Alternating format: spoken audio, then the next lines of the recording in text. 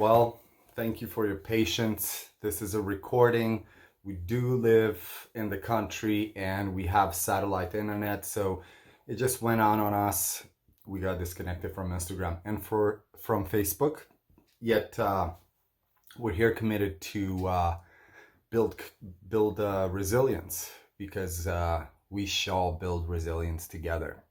So we'll put it somewhere in the description here. You can watch that first part of the live where I shared a little bit again about what's the series about, what are the topics that we're going through, like as main topics, and every single time we had Anna Maria. She shared about some tips to stay healthy mentally, spiritually, physically.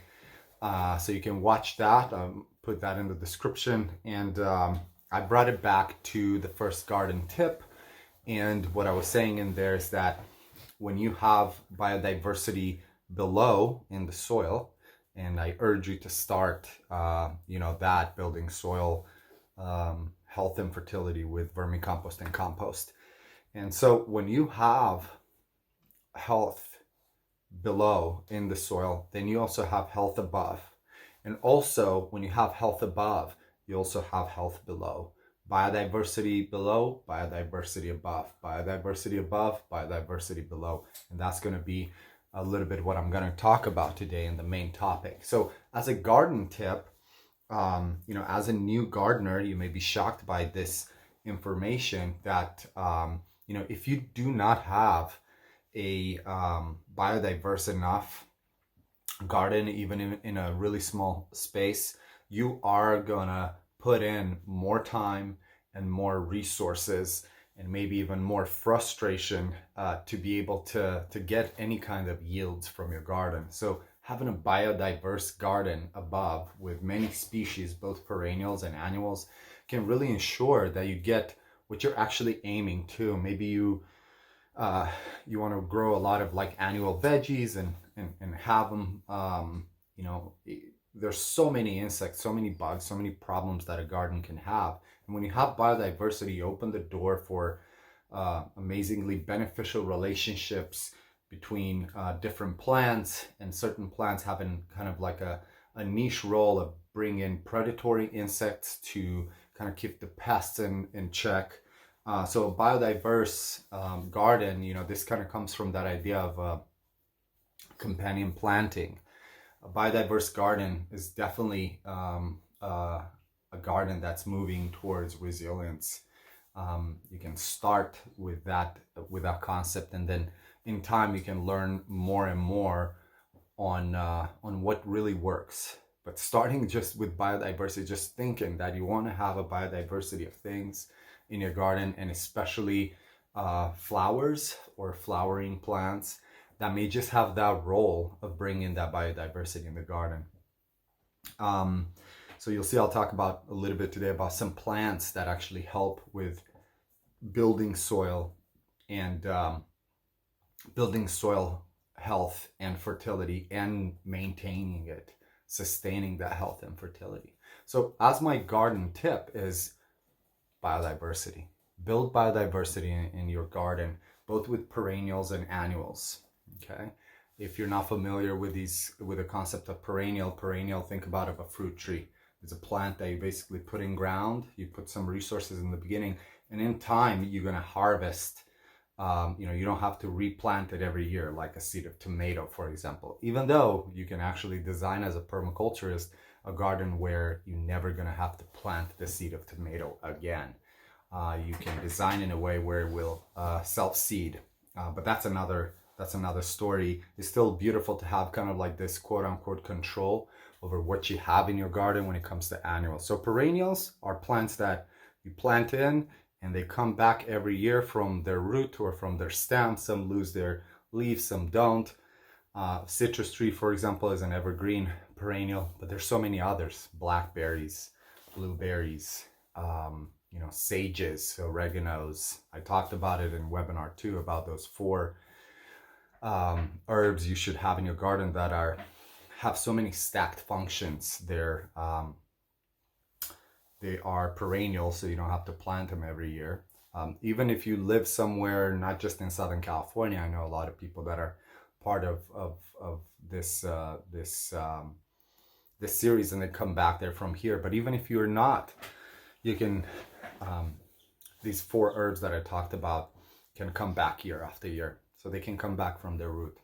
Anyway, so another kind of like aspect you can go even deeper into that concept of biodiversity. You can kind of look through the lenses of bringing pollinators to your garden and making sure that you have pollinators at all time, and also even bring in predatory insects. So you can look at more specific kind of plants that do a better job than others to kind of like bring these beneficial insects in and sustain their, you know, give them food and be shelter for them, and even medicine. So Anna Maria, for example, she pushes me in that direction of designing for pollinators. That doesn't mean that the garden is just going to be only flowers, but it's also going to have other things for us. Flowers that will become fruit, you know, seed and then fruit, or seed or fruit. So she really loves this idea of designing for pollinators. And here are like some very simple kind of ideas from that. Number one, if you're in a place where you don't have winter, for example, so you're in Southern California, or you don't have like those deep snows and freezes, what you want to do is you want to make sure the type of plants that you put in, it could be both annuals and perennials, that you make sure that you have flowers to provide nectar and then pollen and other parts of the flower for these beneficial insects all year long. So how do you design and plan? It's like, okay, what grows during the cool season that's going to have flowers? These type of plants. What grows in the spring? Because these ones from the cool season, as it gets warm, they're going to disappear. They're going to become a fruit, or they're going to seed and dry up. So no more nectar, no more pollen. So what can you plant and plan in advance so that you can have flowers during that warming season of the spring? And then some of those plants also may dry up or, you know, become a fruit or go to seed basically. So then what's in the next season? What's the hotter season, or like the cool enough season of the fall? How about winter? So that's one idea. There's so many more ideas, and we will share a little bit of a resource with you on kind of how to think in that way.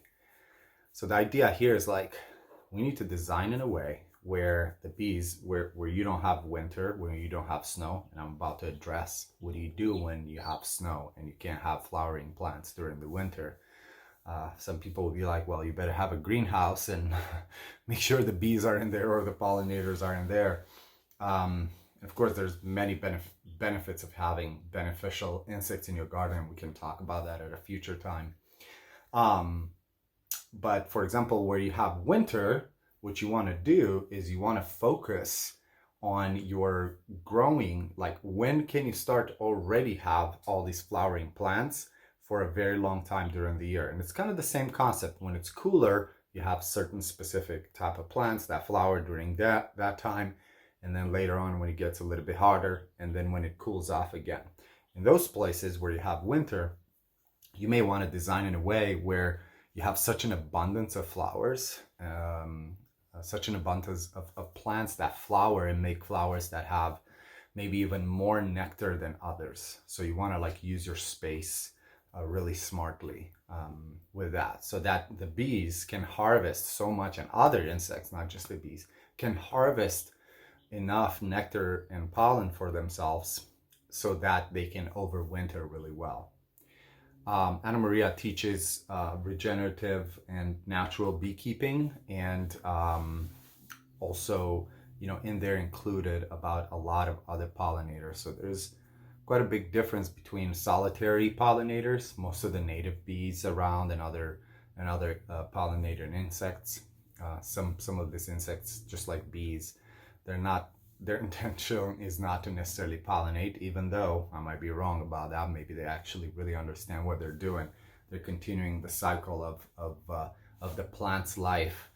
But the solitary ones, right? They may even die, and then the babies are coming up next year, and they have to be born in an environment where there is food for them to eat. So, the stored kind of honey of the bees is the same kind of like with the solitary. So that's one tip here, biodiversity. Look at how to design for pollinators, and all insects really need nectar, okay? And they could be considered pollinators. I mean, you can consider ants and aphids possibly even as pollinators. Sometimes some aphids move from one flower to another, pollinating the flower at the right time, and then they basically disappear, the aphids, because the temperatures are changing or a predator comes in. So that's kind of like a subject that we can go on a rabbit hole here with. Okay, so that's with the garden tip for today. Design for pollinator, make sure there's flowers all year. If you live somewhere where there's a lot of snow, focus on some flowers that give even more nectar, okay? So that they can really harvest that and have it to overwinter, and then for the new generation before the flowers come back. Now, I'd like to invite my friend Kyle here. He's also my student. Come on in. Kyle, for him to share as part of another tip. So every session we have a kitchen kind of tip every time. Last time it was a little bit about food preservation on this good stuff that can give you good probiotics in your stomach. Again, like I said, I made a video on how to make kraut, and that's in the resilience community. It's funny, I drink a beer in there, I tell some stories. So I'd like to invite Kyle here because I learned that he's passionate, him and his wife, Allie. Can we say all the names here? Yeah, it's a resilience community. Yeah, no. Allison, Allie. Yeah, so them too, they like making bread. They make bread a lot, and then they're like, oh my gosh, so much bread, and they stop, and then they make bread a lot. So in the context of resilience here, right now we know what's happening in the world. Right now you can be in one of those positions that if you want to make bread and you may not have access to yeast, for example, and by the way, if you go to the store, the shelf is empty. What can you do to make sure that you can make the type of bread that we want to make? That not flat bread, because anybody can do flat bread, but a bread that will give you the calories and the taste, mm-hmm. and you have it rise. But I'll let him take from here. So you got all right. Okay. 5 to 10 minutes, and sure. I see you typed it up, even though he knows, and he told me a lot about that. So I wanted to share. So he's part of the resilience community, and beyond kind of like how to be ready to make sure you have what you need. Of course, you better have flour. Okay. Right. The basics. Yeah, and then maybe in the future he'll make a video on how to make that bread, how him and Allie make that bread. It's mm-hmm. pretty funny, I think, because they tell jokes and stuff to each other. So go ahead, take it, Kyle. Sure. All right. So hello, everyone. I'm Kyle, and like he said, I'm going to be talking to everyone today about everyone's favorite food, bread. And not just like any normal bread like he mentioned, but this is, restaurant quality, San Francisco, out on the pier, French sourdough type bread that you can make from home. And literally it just takes some flour and water to start it. So really, it's a simple, super, super easy recipe to get started.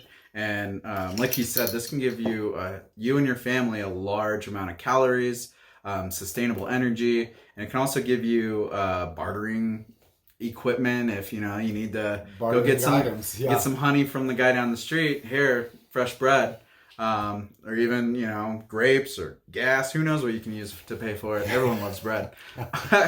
So there's the community tip. Make sure you're ready to have bread for sharing. There you go. Bartering number 1. So I mean, a lot of you are probably thinking, well, how am I going to make bread with just flour and water? Don't I need yeast? Don't I need other grains? Like all these recipes? I look at the loaf of bread at home and it's got all these ingredients. Like, what do I need to do how do I just do that with flour? Well, I'm going to tell you that you don't need all those ingredients. Flour actually has natural yeast within it. And when you start mixing it with water, it's going to engage that. And so I'm going to kind of go into that a little bit. So if you see me looking down, I kind of have the steps written down. So I make sure I give you the right numbers and quantities and stuff.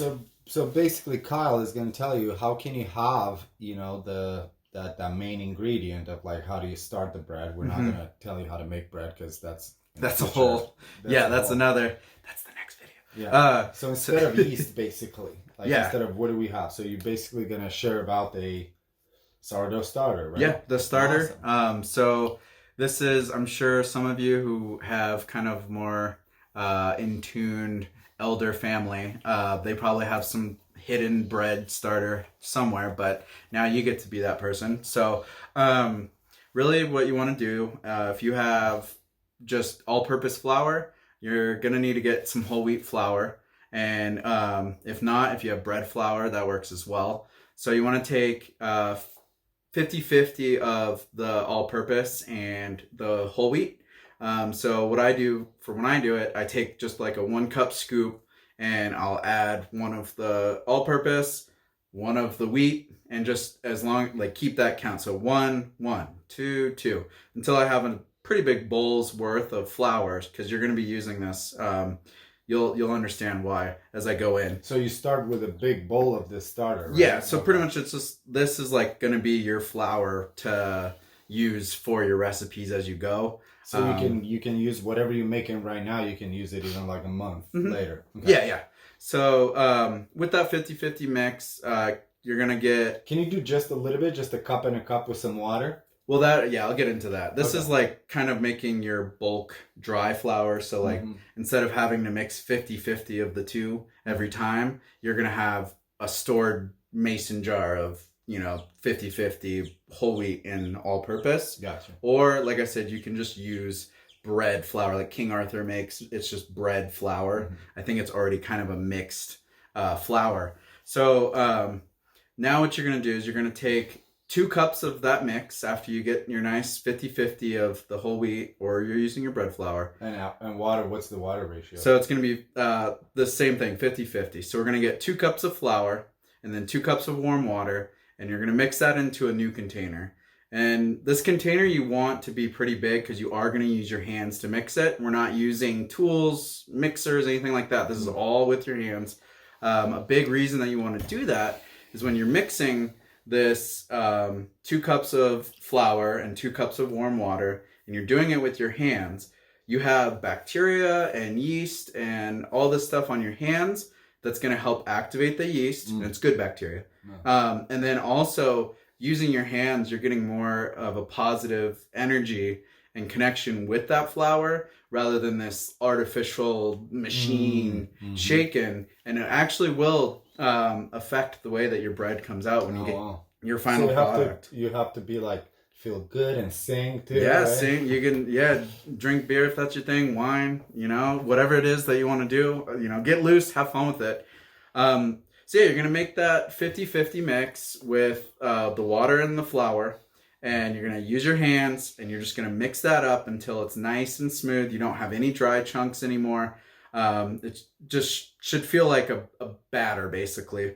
And then what you're going to do with that is you're going to take a kitchen towel, hand towel, whatever. You're going to cover that container, and you're going to leave it in a cool place. So your pantry, corner of the counter that's kind of not in the sun, just somewhere that's going to be nice and cool. And you're going to leave that for 24 hours.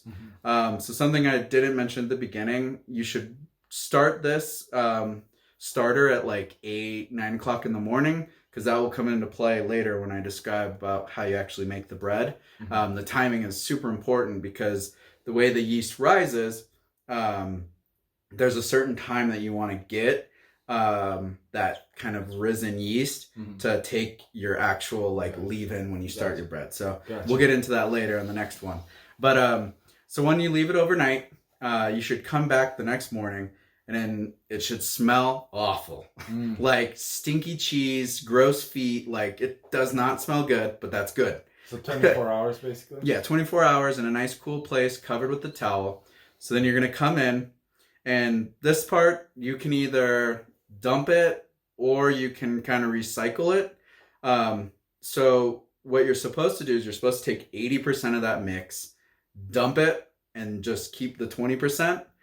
Or you can take 5 equal bowls if you have the space and the containers. Take 5 bowls, cut it into 20% or pieces. jars too. Yeah, jars. Yeah. Make it 20%, and then you're going to do the next part that I'm going to tell you. So with that 20%, you're going to take another cup of flour and a cup of water. So you always want to be equal. What kind of flour? Does it matter? It's that mix that you made. So that 50-50 whole wheat, that big jar so that's what you're going to be using. That's when you want to make a big amount of it, because to do this, you're going to go through a lot of flour. Okay, so we're starting with just mixing the flour, and then from there we get 2 cups of that mix with 2 cups of water. That's your starter. And then you split it in 20-20-20. And then now you're taking again that 50-50 mix and you're putting 1 cup in this 20%. And it can be 1 cup, it can be whatever, as long as you do the same amount of flour as water. Okay. It always wants to be 50-50 flour to water. Gotcha. So that's the big important part, is that you have that balance. You'll notice if you have too much water, it's going to be really liquidy. If you have too much flour, it's going to be too dry. Okay. So we're the second day, we got our 20%, and then now you're putting 1 cup of that 1 cup of that mix. Okay, what's next? And so as you're mixing it, again with your hands, you're going to be mixing it, and you'll notice that the floral smell of it is going to start getting sweet, kind of milky, creamy, and that's a good sign. That means that everything's doing what it's supposed to. So it's going to smell like sourdough French bread does, like when it's fresh. Okay. And then again, you're going to leave that overnight. So it's real quick and easy. Just a quick dump, add, leave. Dump, add, leave. So you're going to do that for a few days, and then we'll get into really starting the loaf. That's going to be the next thing. So stay tuned, and we'll teach you the actual making of the so loaf. now let's say, so you're saying that once we make this mix and then 24 hours, we adding again, like to that mushy, smelly stuff, some flour. Now, how long until we can do a loaf from that starter? So it's recommended you like really observe the mixture that you make for about 4 days. Okay. So that really before you can even like. So make when you that add the first bread. flour in that 20% mix, do you have to add any water? Yeah. So when you do it's always you take out the 80%. No. After 24 hours, I have my 20%, and I feed it the mix of the. You also add a cup of water. Yeah. So you do. Yeah. Again, add the same amount. We're gonna of have flour. to type this. We'll type it in the summary. Okay. So same amount of flour. So same about amount 4 of to water. 5 days, I can start a loaf. Now, what I understand about starters is that you can also keep it for a while. I mean, you have the other 4 right now, and you're going to just use 1. We'll talk about how much of that you're going to use. But by the way, after 4 to 5 days, how much of that starter, how much of that you're going to use for, how many breads can you make with that first starter? If you were to finish with the first starter, like if you wanted to, really, it kind of goes into more of how you make the loaf, but you're going to be using... We'll do that next time. Yeah, you're going to use a tablespoon of that starter to kick off 2 loaves. Yeah. So the recipe that I know, it makes you 2 loaves. Yeah. So you just need a tablespoon of that starter, and then you're going to mix, it's a whole ratio of grams and stuff. So now, how do we make sure that we have the starter all the time instead of waiting 4 days all the time to kind of do? You basically can, whatever is remaining in that jar, because you said you're taking just 2 tablespoons, and now, the idea of feeding it with the flour, it's being consumed and all that. Anyway, so from that, you can keep it somewhere in the fridge, right? Whatever is remaining. Yes. You have to feed that with flour all the time?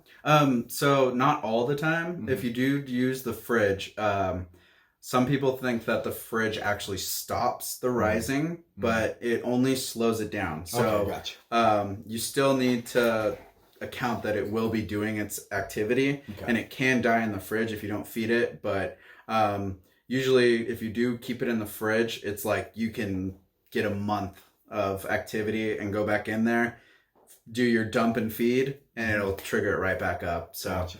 And awesome. the thing I like about this whole starter is like if you miss a day or two or like you go out of town for vacation, don't worry about it. As long as you have a nice, cool, dry place in your pantry, as soon as you come and you feed it, it's gonna kick right back in. Gotcha. So it's like you have this really long, sustainable recipe in the starter that you can just continue to use, and you can keep kickstarting it and getting it going. And then if you grow your own grains, your own wheat, then you're really, woohoo! Now you got it.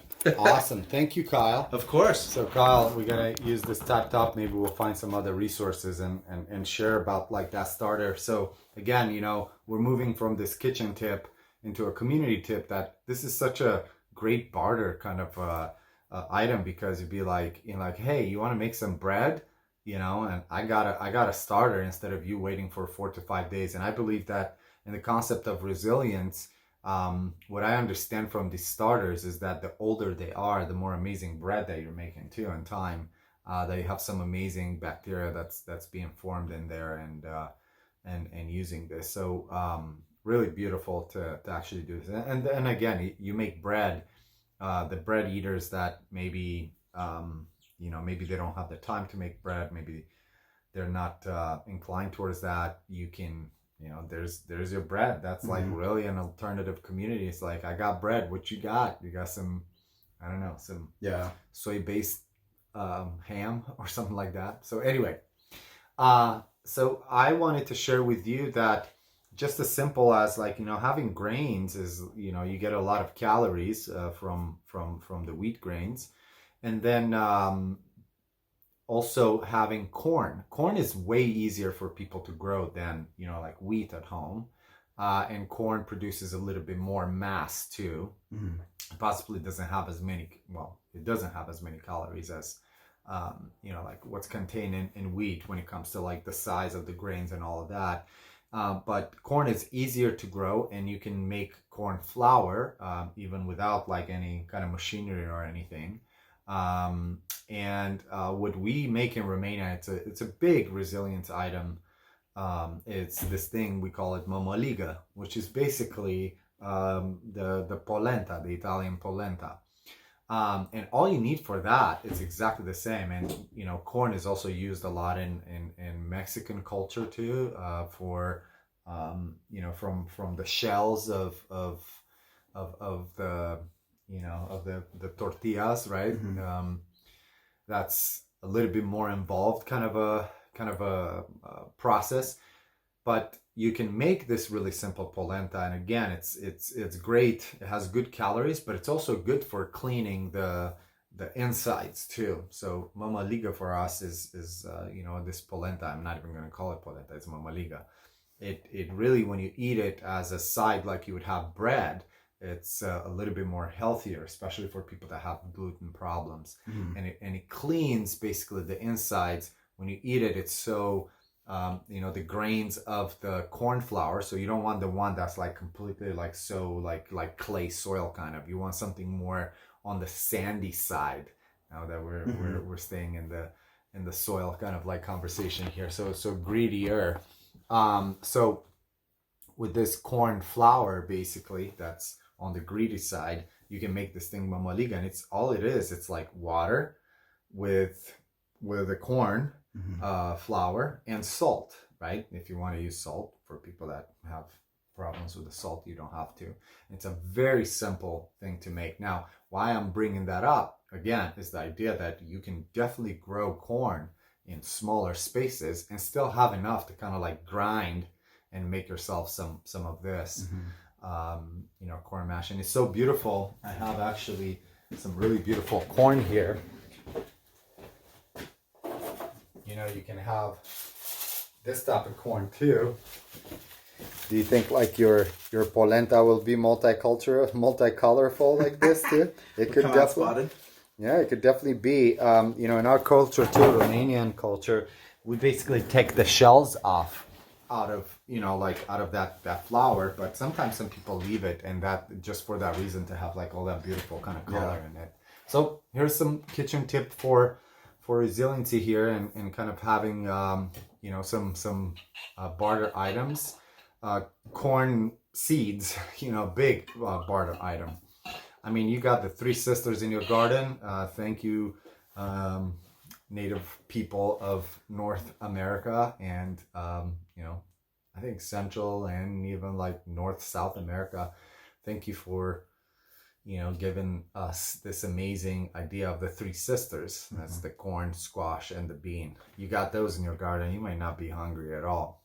And they're great combination, great companion planting. The bean is giving nitrogen to the corn and the squash. The squash acts like a mulch that's kind of like stopping evaporation, so water and moisture stays longer. The corn itself helps the bean to basically climb up so you can get more beans out of it, and it's just such a beautiful concept system. And idea. Yeah, a beautiful system. And you can create three sisters in so many different ways. You know, we have three sisters and a cousin. The sunflower. Okay, so let's move into you know, I wanted to share with you. So we did a garden tip, a kitchen tip, mental, physical, spiritual health tip. You need to see it in the link that we're sharing with the first part before we got disconnected from the satellite internet. Here's a free resource to explore. We really love, and it's so inspirational, and then sometimes also goes into some details besides kind of like big ideas.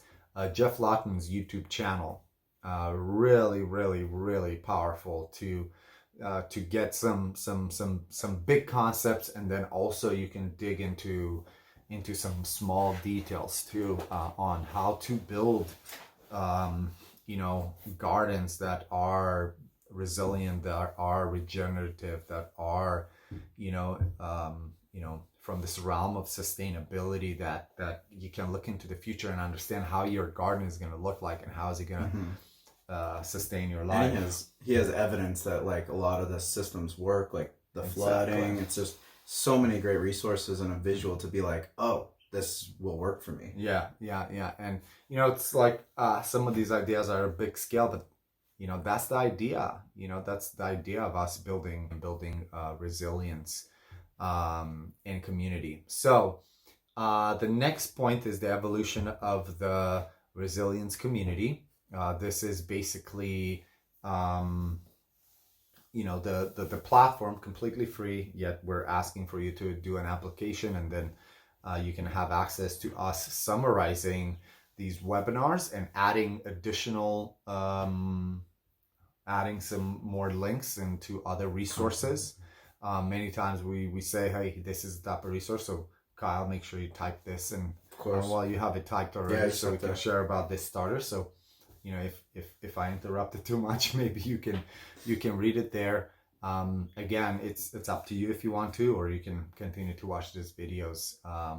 It's completely free. It's not a place where, you know, we're pitching anyone on anything, and nobody's like selling anything. We're in one of the things that we want you to commit to is to actually commit to offering your skills and or your resources either for free or as a source of barter. And that if anything comes out of that, any other benefits, you know, definitely. But, you know, the point is to build the resilience of the community versus aiming to do it just for yourself as an individual. And as we said in webinar 1 and 2, that just is a myth. Self-sufficiency as an individual or a small unit of a small family is just a myth. You will work yourself to death to achieve that. In community, it's a different type of deal. So as you see here, you know, we got skills, we got different type of skills being in a community. You know, like I understand the basics of bread, yet Kyle is more passionate about starting the starter and making the bread. So maybe while he's making the bread, I can be in the garden and, I don't know, dig some holes or something like that, right? So we're kind of like working it like that, and then he'll be able to have some fruits later. I eat the bread, and hopefully the fruit tree will survive, so we can get something back, you know? Add it into the bread, you know? Get some different types of breads. Yeah. Okay. So the next one, so what I wanted to tell you about the resilience community, that we are over 100 people right now there. There are some new creators, just like Kyle will be announcing, some of my past students and other friends also. Some of my permaculture graduates that will be creating resources and or looking for resources for us to link in and all that. And you're invited to do that if you are part of the resilience community. And even if you're not, comments and sharing with people on the subjects that we discuss or even beyond, we ask that you keep it in a way where it's a resource that gives somebody something practical, a practical knowledge, practical skills for people that could kind of build resilience in their lives. And of course, we're leaving it up to you to decide, what does that look like? I mean, you represent yourself and who you are in the community in general and in the world. So we'll announce some new creators. The seventh one is other ideas and opportunities, and this is connected to the last point I made. Do you have any skills or knowledge? And I spoke about it last time. Do you have any skills or knowledge or ideas that you would like to share with the community in the format that we are using? Like we're talking webinar 2. Just it's not just here's a one-time thing. Can you even if that's beautiful? I mean, he could make bread every day and invite you at 6 a.m. It's let's start the starter. Let's do the bread. So in webinar 2, I was talking about the fact that, they may be this evergreen resource one time where people can access all the time or they're learning and they'll remember forever and they use those skills of resilience. Yet I'm asking you to possibly step up and say, hey, I'd like to do a series, or I'd like to commit to, a month of weekly meetings to do yoga or stretches or how to shoot a basketball maybe. I don't know if that has a lot to do with the resilience, but possibly. Or I'll play music every once a week or something, music that can, help people kind of relax, or music with a good meaning and positive, this is what I like. So if you have any of that, go ahead and share as comments in these videos. Go ahead and share in the resilience community. Go ahead and take it upon yourself to start something like that. And or also send us an email with that idea, and maybe we can help you kind of develop further and see how how you can be okay with sharing that gift with people. Maybe you can ask you can ask people to teach you a skill in return for doing that. We committed for a free 10 webinar series. It's that easy. So comment in the videos, comment in the resilience community, send us an email if you're kind of not sure how to go and all of that. Anna Maria and I have both business and life coaching experience, and we can help you through that process if you need to, or sharing it in a way, in a platform that we're helping and creating with everyone. So and don't be scared either, because who thought bread would be something that is a huge resilience statement? It's you could have the smallest idea and it could spark something so great. So and there's so many ideas. skills. There's so many skills. Share. Don't be scared. Share. Yeah. I mean, screwing a screw, man, it is a skill. And I discovered a lot in my career as a teacher that a lot of people never screwed a screw before, and or never screwed a screw, effectively without hurting themselves. Or there's so many ways. Yesterday we built some fencing here. We kind of figured out some new ways of building fencing. Recycling, all sorts of materials. Yeah. So please do that. So I'm going to get into the main topic right now. So the main topic for today, and as usual, I want to point you in a specific direction. Kyle here took, he gave you all the content of the starter, and again, in the resilience community, you can find more on that, so you can kind of be really clear about it. I'm here and with Anna Maria and more people in this resilience community to kind of spark the ideas and guide in that direction, and then as we are evolving as a community and you're choosing to be part, we can move even further with resiliency in community. And it's really beautiful, the type of communication that we've been getting from people from not just Southern California, but from Alaska, from Canada, and from Romania too, which is really beautiful. So the main topic, building and maintaining soil fertility and health. There are two main ways you can do that. And I hope my permaculture students are not jealous that I'm sharing some of this, that they're like spending so many hours to learn about. So I'm not going to go into details, but I will share in the summary of the webinar some resources that you can move forward and kind of learn more about. I did start you already, and I invited you to do vermicompost and compost, and you have those resources in there on how to do it. So the two main ways you build and maintain soil fertility. One is by adding organic matter to it. So organic matter that either dried up or has been decomposed. So what's organic matter? Because the other way you can do it is with plants. So with plants, when we say plants as live organic matter, if you want to call it, when I say organic matter, I mean something that's even been dried up, like a mulch. So a mulch, very simply, is like different parts of a shrub or a plant or a tree that's basically being shredded. In general, I really love to use mulch that's, there's different kinds of mulch. Mulch that's kind of like of a forest floor. So it's a combination, of leaves and small stems and even the bigger part of the bark that's been shredded, and it's being used as a cover, as a layer on top of the soil. It does so many things, okay? So reduces evaporation, it decomposes, so it puts nutrients back into the soil. Therefore, you're building and you're maintaining fertility here. So you're building by putting it first and then maintaining by adding more layers of it in the future. So it reduces evaporation, decomposes, so it provides nutrients. It also basically has a lot to do with the temperature of the soil. So in the winter, when it's cold, the mulch can keep the surface of the soil a little bit warmer. In the summer, when it's super hot, it can keep it a little bit cooler. It also is a great home for all kinds of beneficial insects. Of course, the plant-eating insects too, but it's a great space where you see all kinds of spiders and other kind of like insects being in there. What else is mulch doing? I've heard so many people saying like, hey, if you're using mulch, you may get fungus in your house. I heard it from one of my students, and it was so great that she asked me about this. And I said, hey, just think about this. Do you think that fungus, that healthy fungus that's formed in mulch on the surface of the soil, and I'm showing it like this, but maybe I should show it like this. I have different people that say how much of that. So I'll put that in the resource about mulch if you like. If I get a comment here that says, I want to know more about mulch and how to use it. It's like, that it's going to produce fungus and that you'll bring that into your house and you may have problems in your house.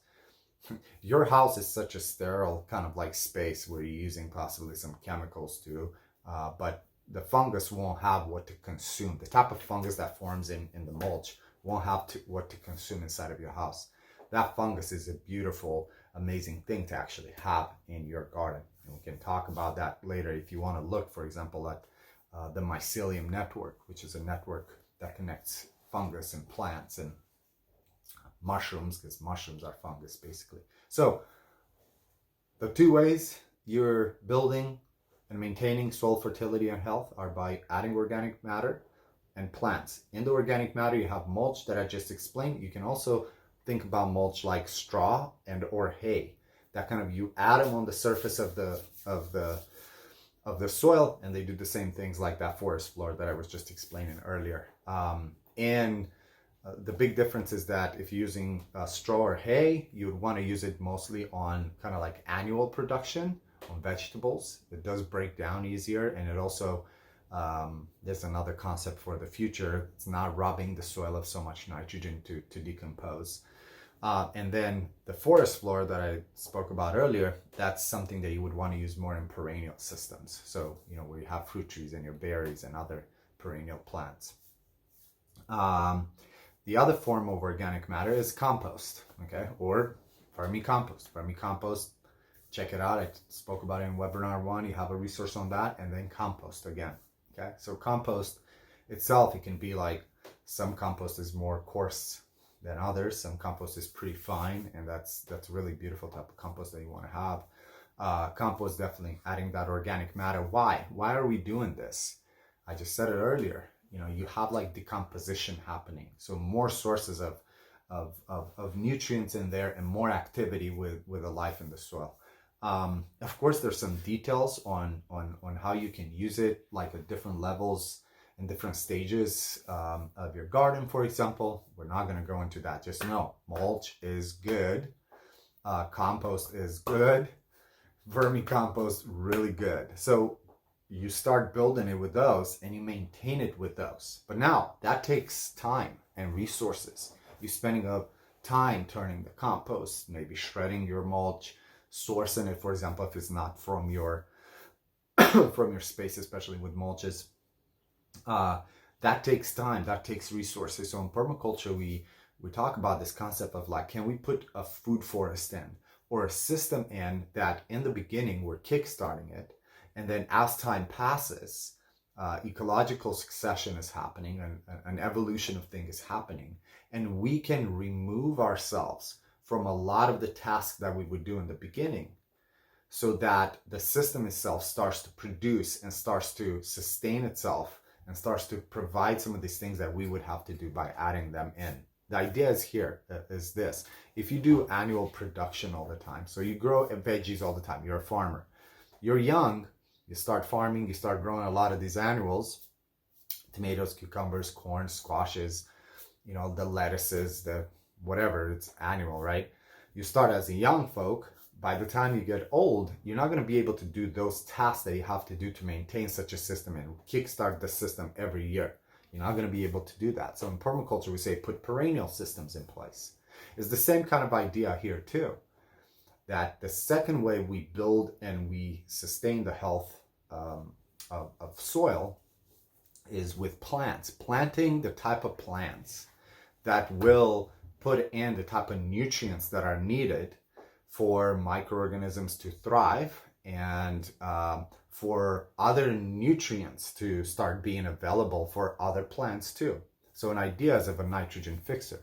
So if we're putting a nitrogen fixer in the ground, we're making sure basically that we're having nitrogen being on the spot in there, in the garden, that can make it available for other plants either in the lifetime of that annual nitrogen fixer or through its death. And a lot of people grow nitrogen fixers and put them in the compost, but you can also chop and drop is the idea, okay? So beyond nitrogen fixers, and I'll put a resource for you to look, there's so many other type of plants that you can think about. What kind of plants can I put in that could have the role of mulch, for example? Or what kind of plants can I put in that may be a dynamic accumulator? So that means that they're making available other nutrients in the soil during their lifetime and again through their death, chop and drop. So during their lifetime, they're pairing with specific microorganisms that may quote unquote mine for certain nutrients that they may make available in the space where they're interacting with the roots of this plant for other plants that don't have that type of relationship with those kind of microorganisms or others. But now they're having this nutrient available. So there's a little bit more to talk about that, but think about this idea of building soil with plants. So building nutrients and you bring in the health in the soil with nitrogen fixers, dynamic accumulators, some plants that may shade the ground, for example, mulchers, quote unquote. And then one big thing to think about these plants is, can you stack functions? Principle of permaculture. Can these plants give you more than just that one niche kind of function of like fixating nitrogen?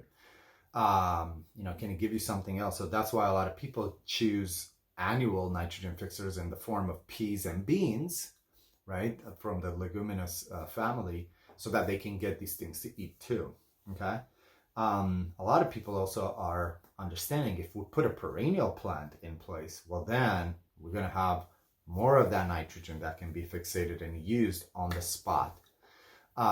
And also on that subject, there's a lot more to talk about, but can you find a perennial nitrogen fixer that also gives you food? So there's some things here that we have to look deeper. Mm-hmm. Again, so a perennial nitrogen fixer is great, it's giving all those nutrients, but it might, in the soil, it's supporting the soil health, building the soil. But is it giving you enough food for you, for the type of space that you're using it in? Okay, so that's kind of the idea. Same with dynamic accumulators. So just so you know, dynamic accumulators, for example, just like the nitrogen fixers are making nitrogen available during their lifetime and through their death, as if you're let's say you harvested all the beans and now you have, the bean that's kind of like towards the end of its life. You're basically cutting that, the top of it, which is like the stem and all the leaves. You can put that in the compost if you want to, or you can just leave it on the space, depending on what type of gardener you are. But beyond that, you're leaving the roots in the ground. That's where most of the nitrogen is being fixated on the roots. And now through its death, they're going to decompose and release that nitrogen into the ground. Okay, so the next set of plants can actually, that you planting in there can actually take advantage of that nitrogen. Now, to dynamic accumulators, they're not the same, even though there are some authors these days that are talking that certain plants are able to fixate other chemicals from the air. I'm sorry if my breath stings. No, you're Other chemicals from the air, the same like a nitrogen fixer does. It absorbs atmospheric nitrogen with the help of these microorganisms in the soil that are kind of like saying, go girl, go girl, go girl. Wait, a little bit more complicated than that, but you kind of get the picture. There are dynamic accumulators that do that, but dynamic accumulators in general, how they work is that they, again, the same system of like photosynthesis, using the sun, they are pairing with specific type of microorganisms in the ground to, again, mine for certain minerals. So in general, what's happening when they're getting these minerals inside in their roots, in their leaves, in their stems, they're also medicinal. So make this association. So it's a stacking function that you can use these dynamic accumulators for something that you can do chop and drop to have the nutrients decompose and leach back into the soil, like you would do a nitrogen fixer, for example. Or take it to the kitchen, dry them up, make them into different type of medicines, and very nutrient.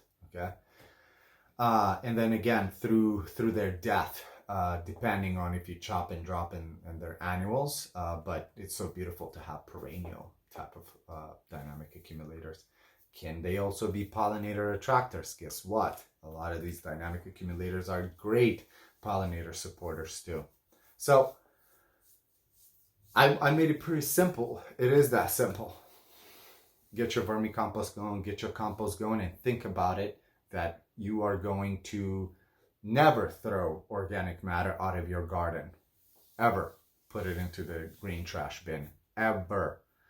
Or, wherever you are, understand that you have this beautiful thing that's free, the sun. You have rain, and we'll talk about it in the future, that you can actually use in irrigation. You got all this life in the soil that you can help bring to life further with adding compost and mulch and and your vermicompost, and you're making teas. I gave you a really great resource on making teas on the summary of the first webinar. Compost teas, this is also bringing all this bacteria and microorganisms from the compost to the soil. So you keep on feeding that life. This is the concept of building soil fertility and health, and managing it too, maintaining that. It's all about feeding life. So what's life in the soil? Eat organic matter, and it can be in all these forms. Here's another concept to understand about plants in the soil, building soil. Think about a root vegetable. So now that I said building, you're always thinking that building goes up, but you can also think about building going down.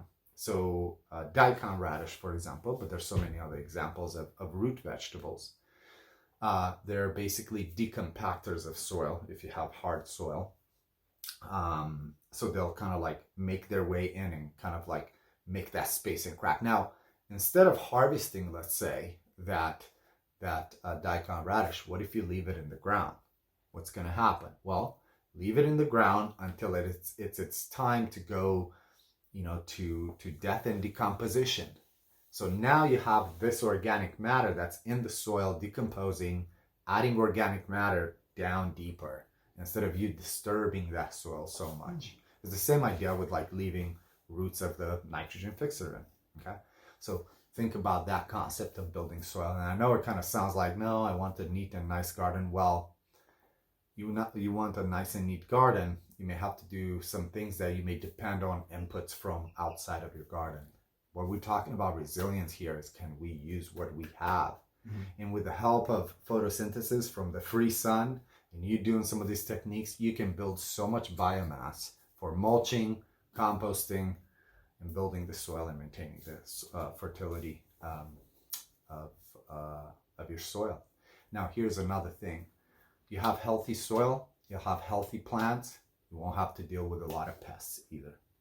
Okay, so plants have a natural ability to build their their own kind of like protective pheromones, hormones, whatever you want to call them. Okay, so healthy soil is super big. And again, you have the biodiversity. Garden tip number 1. I started with that. You got that biodiversity in your garden. You have like this 2 systems in place that are working. You don't have to get anything from the store or go anyway. So this was it for today. As usual, last time it took me a few days to get the summary for the resilience community, people that applied and got accepted, and it took me a little bit to write the summary. We had some little hiccups on the farm. Kyle and I are about to go and do some rows right now, and some other work in there. So join the resilience community if you haven't. If you have, check out the summaries that we did and little resources that we shared with you, and we'll share this summary of this video too. Again, our internet connection just went bye-bye, so we're gonna have to figure out, what does it mean to be resilient if the connection goes out? If you get anything out of this, research the 3 sisters. Research the 3 sisters. And a cousin. And a cousin. Yeah, awesome. Okay, guys, we'll see you next time. Thank you for your patience, and we'll see you next time with webinar 4. I think that one is about, and for sustainability, that one is about medicine making and meal planning. Anna Maria is gonna take lead on that. I possibly won't even be around, possibly with Elios behind, shaking him. And thank you for being here. I hope you find value in this. Reach out to us. Let us know what you think. Any more ideas about the resilience community. And we shall build resilience. See you soon.